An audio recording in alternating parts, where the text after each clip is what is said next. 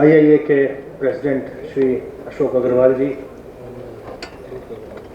मंच पर उपस्थित महानुभाव, आईआईए के वरिष्ठ पदाधिकारीगण, एपीडा और स्टेट बैंक के वरिष्ठ अधिकारीगण तथा दीर्घा में उपस्थित देवियों और सज्जनों,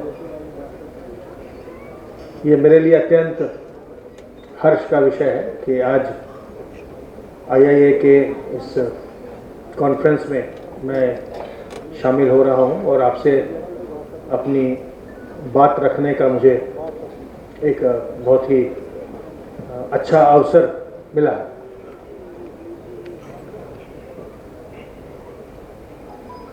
जो स्मॉल बिजनेसेस होते हैं, मध्यम, लघु और सूक्ष्म उद्योग, ये किसी भी अर्थव्यवस्था की रीढ़ है और गरीबी से लोगों को बाहर निकालने का एक बहुत बड़ा जरिया है। जो सरप्लस लेबर एग्रीकल्चर में है, जिसके बगैर भी एग्रीकल्चर की प्रोडक्टिविटी कॉम्प्रोमाइज़ नहीं होगी, उन सबको वहाँ से निकाल करके और मीनिंगफुल एम्प्लॉयमेंट, गेनफुल एम्प्लॉयमेंट ये एमएसएमई का सेक्टर ही देगा और दे सकता है।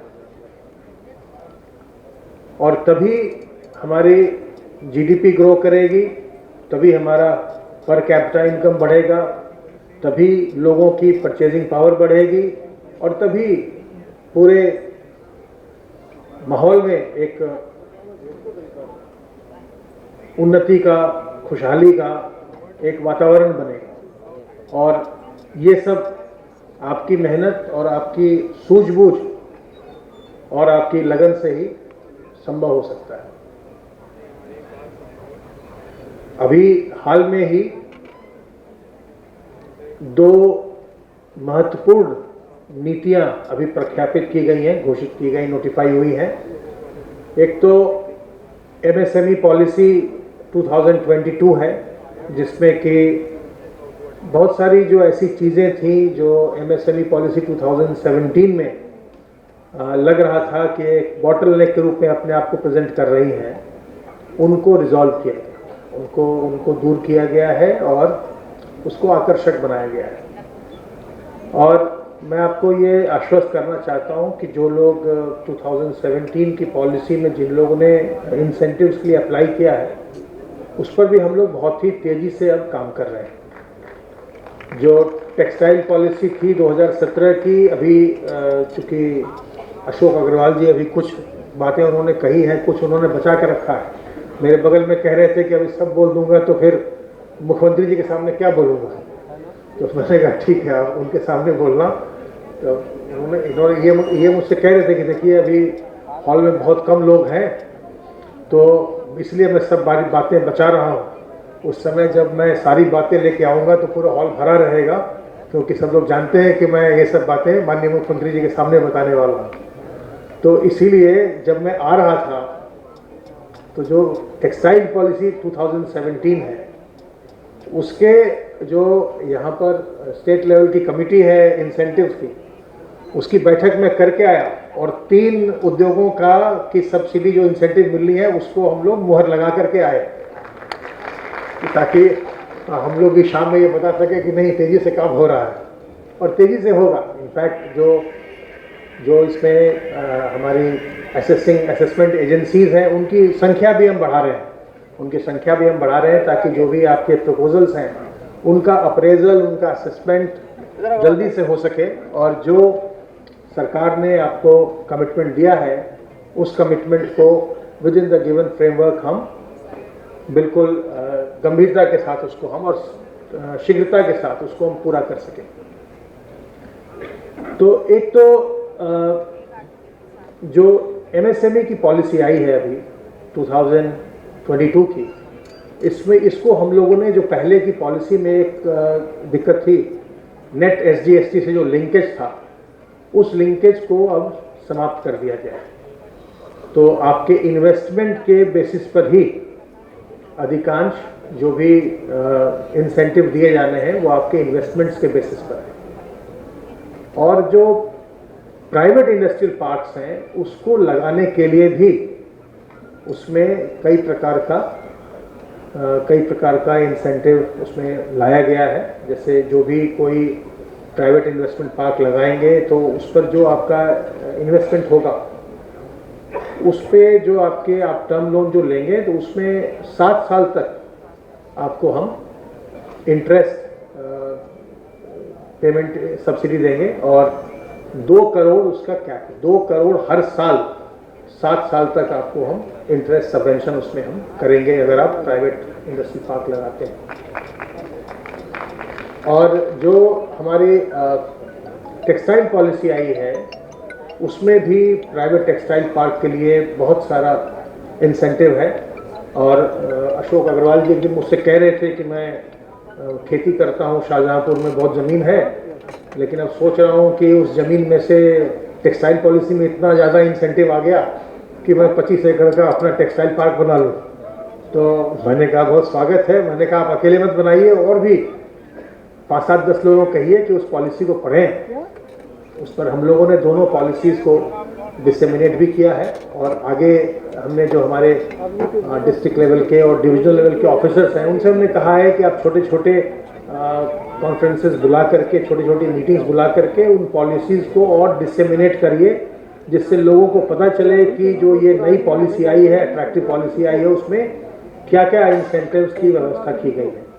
तो अगर आप खास करके जो यहाँ पर युवक युवती बैठे हुए हैं उनके लिए मैं बताना चाहूँगा कि टेक्सटाइल सेक्टर जो है, टेक्सटाइल एंड गारमेंटिंग, ये एग्रीकल्चर के बाद अगर सबसे ज़्यादा एम्प्लॉयमेंट कोई सेक्टर जनरेट करता है तो वो टेक्सटाइल एंड गारमेंटिंग है। और इसीलिए चूँकि हमारे प्रदेश की जनसंख्या बहुत है और हम इस देश की भी अगर बात करें तो इस देश में जो सबसे युवा जनसंख्या वाला प्रदेश होगा वो उत्तर प्रदेश होगा, जहां सबसे ज़्यादा संख्या युवक और युवतियों की है।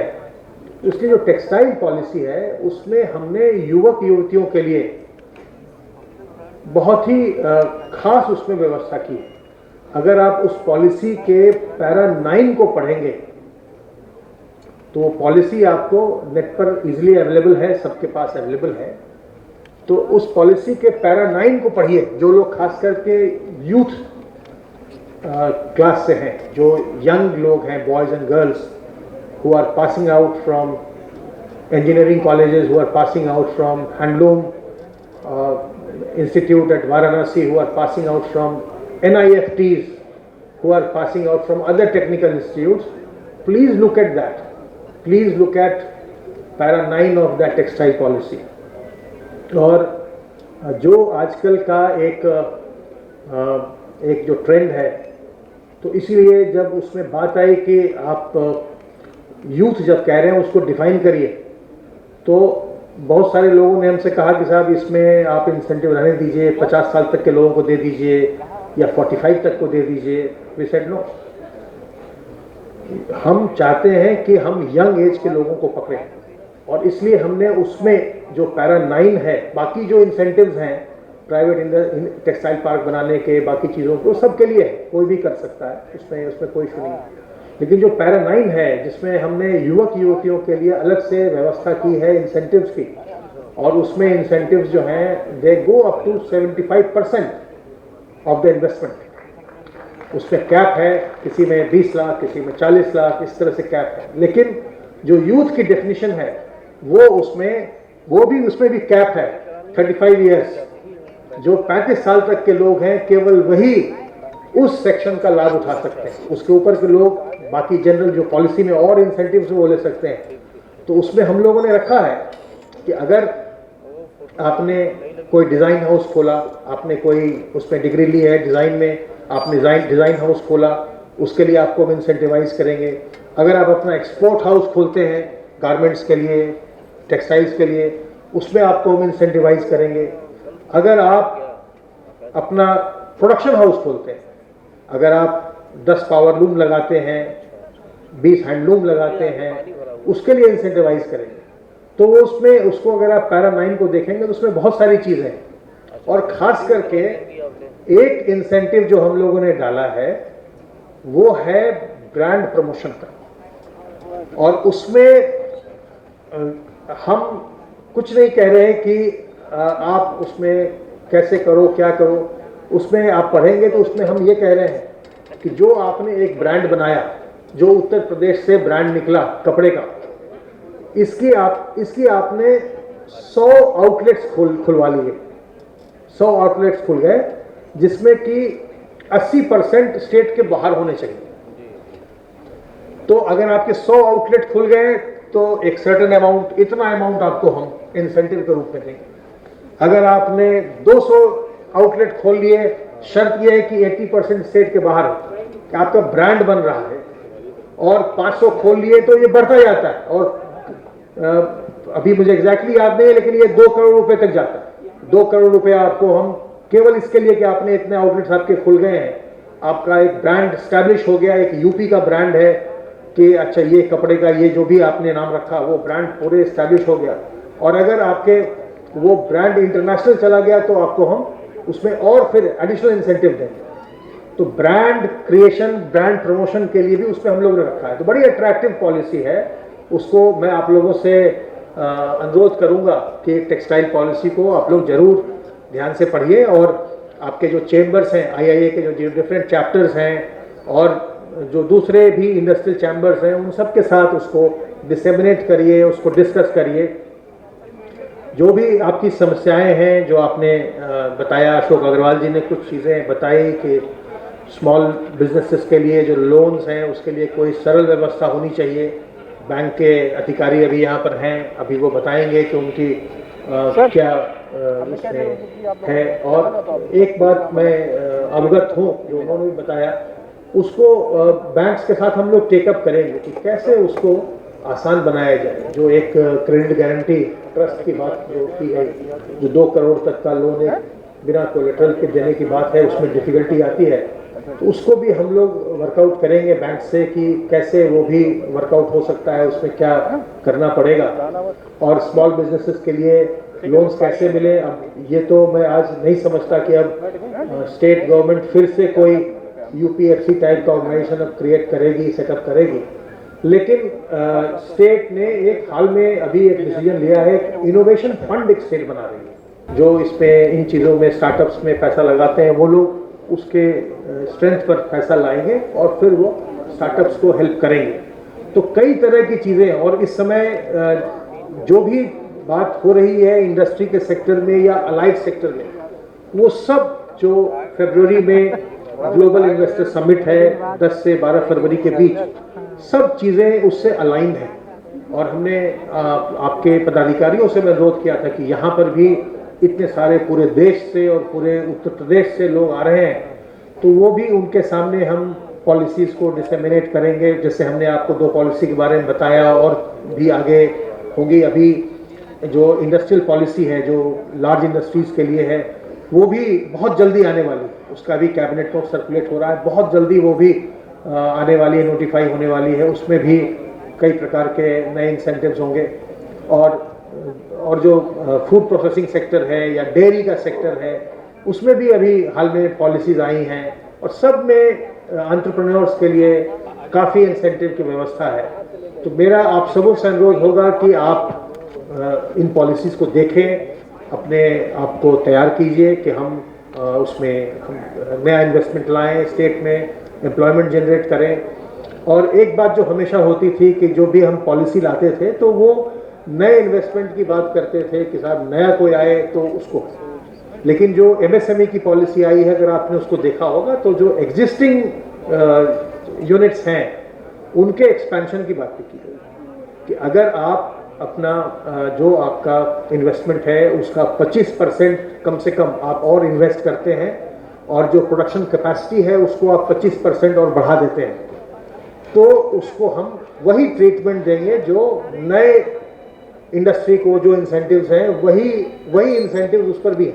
एग्जिस्टिंग अगर 25% एडिशनल इन्वेस्ट करता है और 25% प्रोडक्शन कैपेसिटी बढ़ाता है, तो वही इंसेंटिव्स उस पर भी लागू होंगे जो कि बिल्कुल ग्रीनफील्ड इंडस्ट्री के लिए लागू होंगे। तो बहुत ही प्रोग्रेसिव पॉलिसीज़ हैं और माननीय मुख्यमंत्री जी का बहुत जोर है प्रदेश के इंडस्ट्रियलाइजेशन पर,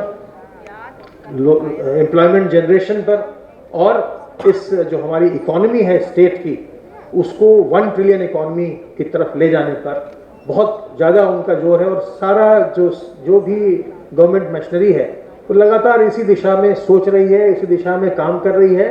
और इसमें इस बहुत बड़े काम में कि हम प्रदेश को देश में नंबर 1 पर ले जाएं, नंबर 1 की इकोनॉमी हम बना लें, इसमें आप सबों का सहयोग और पूरी मेहनत के साथ इसमें आपके लगना, यही सबसे बड़ा काम है।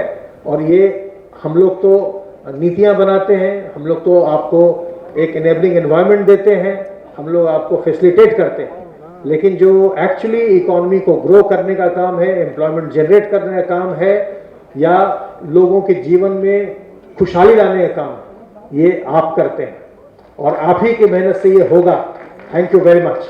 यूपी और देश दुनिया की तमाम ताजा तरीन खबरों के लिए गूगल प्ले स्टोर से आज ही डाउनलोड करें हमारा तेजी से उभरता न्यूज ऐप डेली इंसाइडर।